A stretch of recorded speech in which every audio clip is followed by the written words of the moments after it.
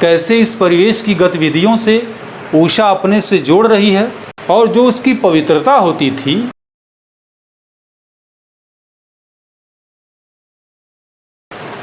शमशेर बहादुर सिंह प्रयोगवादी कवि हैं, उनकी कविता उषा पढ़ेंगे हम लोग। उषा कविता में कवि ने नए नए शिल्प और नए नए उपमान और बिंबों का प्रयोग किया है और ये बताने का प्रयास किया है, बहुत ही सरल भाषा इसकी खड़ी बोली की है कि प्रातः काल जब सूर्य निकलता है, सूर्योदय होता है, तो सूर्य जो है वो अंधेरी रात की कालिमा को चीर कर बाहर आता है। अंधकार को चीर कर सूर्य बाहर निकलता है, सूर्योदय होता है। अंधकार बुराई का प्रतीक होता है, प्रकाश जो है उजास उजाला भविष्य का प्रतीक है, आशा का प्रतीक है। तो कवि ने सूर्योदय के समय प्रकृति में होने वाले, विशेषकर ग्रामीण परिवेश में होने वाले जो जीवन की गतिविधियां हैं, उन गतिविधियों को एक भविष्य की आशा माना है और उन गतिविधियों को प्रकृति से, उषा से ऐसा जोड़ा है कि जोड़ने के बाद में ये जो जुड़ाव है वो बहुत ही प्रकृति के नज़दीक हमको ले जाता है और जीवंत बनाता है। तो देखना यह है कि जब सूर्य की वेला सूर्योदय हो रहा है तो आकाश नभ में जो परिवर्तन दिखाई दे रहे हैं उसको कवि ने माना है कि जादुई परिवर्तन है। और ये परिवर्तन जो है वो कैसे हमारे ग्रामीण जीवन में होता है और प्रकृति से कैसे जुड़ता है।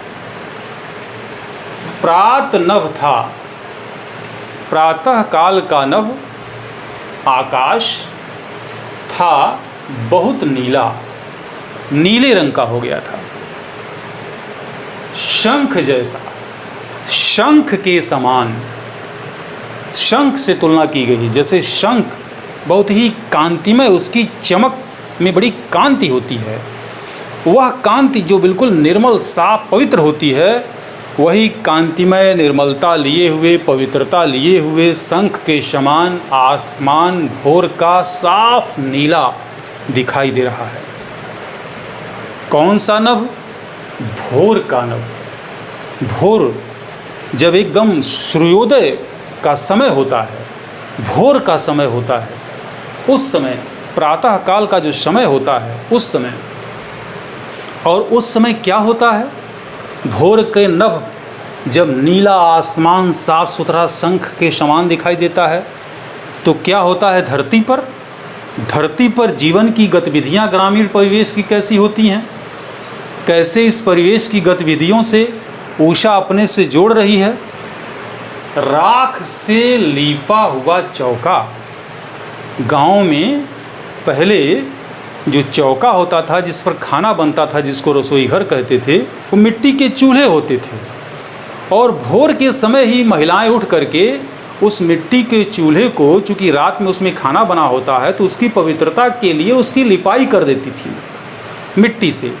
और जब मिट्टी के चूल्हे की लिपाई कर दी जाती थी तो लिपाई करने के बाद में जो उस चौके में रंग होता था, उसका कलर बनता था और जो उसकी पवित्रता होती थी, उसी पवित्रता और रंग के समान दिखाई दे रहा है।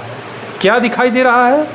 भोर का नभ, आकाश दिखाई दे रहा है। किस समय? उषा की बेला में। ब्रैकेट में लिखा हुआ है अभी गीला पड़ा है। नई कविताओं में बच्चों जब ब्रैकेट में कोई बात आती है तो समझ जाना चाहिए कि ये कविता में अर्थ को और बलवती बनाने के लिए, अर्थ को और प्रभावशाली बनाने के लिए कवि अलग से कोष्टक में कुछ बात लिख देता है। तो यहाँ लिखा है कि जो चौका गीला पड़ा हुआ है, अभी गीला पड़ा है, यानी जब तक वो गीला है तब तक उस चौके के रंग और उसकी पवित्रता अलग होती है। जब सूख जाता है तो उस पर खाना बनना शुरू हो जाता है, तब चौके की रंग और उसकी जो है उस पर जूठन गिरने लगता है, खाना बनने लगता है, उस पर तमाम चीज़ें गिरने लगती हैं, तो उसकी पवित्रता दूसरी तरह की हो जाती है। तो कह रहा है कि जब तक चौका गीला पड़ा है, राख से लीपा हुआ, तब तक उसका जो रंग है उसकी पवित्रता है। ठीक वैसे ही रंग और पवित्रता को लिए हुए आसमान दिखाई पड़ रहा है। आगे फिर एक नया उपमान, तमाम तरह के उपमानों से आसमान की तुलना की जा रही है। एक पहली उपमा किससे की गई? राख से लीपा हुआ चौका से। आसमान इस तरह का दिखाई दे रहा है, भोर का आसमान। दूसरा फिर कैसा दिखाई दे रहा है भोर का आसमान? बहुत काली सिल जरा से लाल केसर से की जैसे धुल गई हो। अब जो चौका गांव में लिप दिया जाता है, लिपने के बाद में उसमें खाना बनाने की तैयारी शुरू हो जाती है। सिलबट्टे पर मसाला पीसा जा रहा है, केसर पीसा जा रहा है, और केसर जो होता है वो गेरुए रंग का होता है, ऑरेंज संतरा के रंग का होता है। जब उस रंग का केसर को सिलबट्टे पर पीसा जाएगा तो केसर को सिलबट्टे पर पीसने पर जो रंग बनेगा, तीसरा रंग बनेगा, जो रंग होगा वो गेरुआ होगा, ऑरेंज के तरह का होगा। ठीक उसी रंग का अब आसमान दिखाई देने जा रहा है। आसमान में जो रंग दिखाई देने जा रहा है, गांव के जीवन में, ग्रामीण क्षेत्रों में, रसोई चौके में, वहाँ की गतिविधियों में भी वही रंग दिखाई देने जा रहा है। इसका मतलब कि ग्रामीण जीवन का प्रकृति से कितना लगाव है, कितना ज़्यादा समानता है। अगला फिर एक उपमा, वो कौन सी उपमा है? स्लेट पर या लाल खड़िया चाक मल दी हो किसी ने। अब रसोई में खाना बनेगा, मसाला पीसा जा रहा था, बच्चे खाना खाएंगे, बैग में अपने बस्ते में थैले में अपना स्लेट लेकर के स्कूल भागेंगे, और स्लेट पर, काले काले स्लेट पर लाल रंग की खड़िया मलेंगे, चाक चलाएंगे, और फिर उस काले रंग पर चाक चलाने से लाल रंग के जो रंग तीसरा बनेगा, उस रंग का आसमान दिखाई दे रहा है। ध्यान दीजिएगा, चूल्हा भी काला था, रात में खाना बना था, लीपा गया। सिलबट्टा भी काला था, उसको भी लीपा गया, केसर पीसा गया। स्लेट भी काली है, उस पर भी चाक मली जा रही है। ये काली काली क्या है? ये काली रात की कालिमा थी, और रात की कालिमा से सूर्य निकल करके उजाला कर रहा है। और ग्रामीण जीवन में भी जो काली चीज़ें दिखाई दे रही हैं, उस पर भी उजाला हो रहा है। ऐसे रंग से लीपा जा रहा है, चाक चलाया जा रहा है, केसर पीसा जा रहा है, और ये दोनों मिल करके जीवन के भविष्य की गतिविधि को, दिन भर की गतिविधि को प्रातः काल तैयार करते हैं। ये जादुई रूप जो आसमान का दिखाई दे रहा है, शमशेर बहादुर इसको शब्दों में कैद करते हैं। जैसे कैमरे से आप फ़ोटो कैद कर लेते हैं, वैसे ही कवि यहाँ शब्दों से उस चित्र को कैद कर रहा है। और कैसे कर रहा है कि जैसे स्लेट पर बच्चे लाल खड़िया मल रहे हों और स्लेट का जो रंग बन जाए, उस रंग का आसमान अब हो गया है। चौथा दृश्य क्या आसमान का बनता है?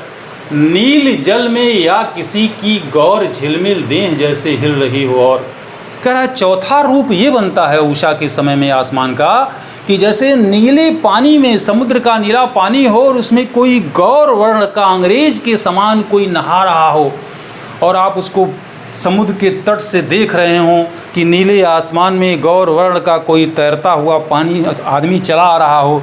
जो छवि आपके मन में उसको देखकर बन रही है, वही छवि इस समय शंख के समान चमचमाते नीले आकाश में सूर्य जो है चमकता हुआ एकदम चला आ रहा है, और चला रहा है और निकलने वाला है। और जैसे ही वो निकलेगा, वैसे ही क्या होगा? सूर्योदय हो जाएगा। और यहाँ लिखा हुआ है और के बाद डॉट डॉट, यानी न जाने और कितने जल्दी जल्दी रूप आसमान के बदल रहे हैं, और अब सूर्योदय होने वाला है, क्योंकि सूर्य अब एकदम नीले आसमान से बाहर आ जाएगा। और जब बाहर आएगा तो क्या होगा? जादू टूटता है। ये जो जादुई रूप था आसमान का, ये जादुई रूप अब जो है टूट जाएगा। इस उषा का अब सूर्योदय हो रहा है, क्योंकि अब सूर्य निकलने वाला है, सूर्योदय हो जाएगा, और ये जादुई रूप आसमान का टूट जाएगा जो पल पल बदल रहा था।